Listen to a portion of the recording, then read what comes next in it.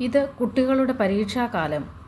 അമ്മമാർ ആധിയോടെ തങ്ങളുടെ കുഞ്ഞുങ്ങൾക്ക് വേണ്ടി പ്രാർത്ഥനയും വഴിപാടുമായി ഓടി നടക്കുന്ന കാലം. ഈ സമയം സരസ്വതി ക്ഷേത്രത്തിലല്ലാതെ മറ്റെവിടെ പോകാൻ?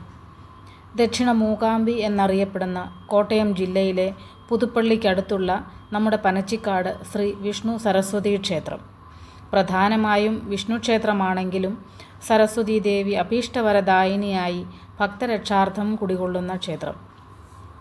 മേൽക്കൂരയില്ലാത്ത പനച്ചിക്കാടാൽ മൂടപ്പെട്ട സദാകാലവും നീരൊഴുക്കുള്ള ഉറവയോടുകൂടിയ മൂലവിഗ്രഹത്തിന് പ്രതിബിംബമായി വിഗ്രഹം പ്രതിഷ്ഠിച്ചാരാധിക്കുന്ന ക്ഷേത്രം.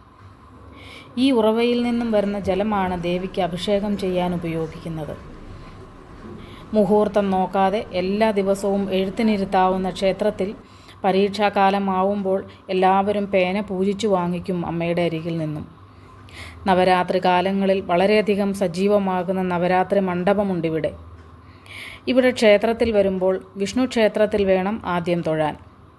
ഉപദേവതകളായി ഗണപതി, ശാസ്താവ്, ശിവൻ എന്നിവരാണുള്ളത്. കൂടാതെ സർപ്പവും യക്ഷിയും ഉണ്ടിവിടെ. വറ ഇവിടുത്തെ ഒരു പ്രധാന വഴിപാടാണ്. ശത്രുദോഷമകറ്റി വിദ്യ പ്രാപ്തമാക്കാൻ ഇത് നടത്തപ്പെടുന്നു.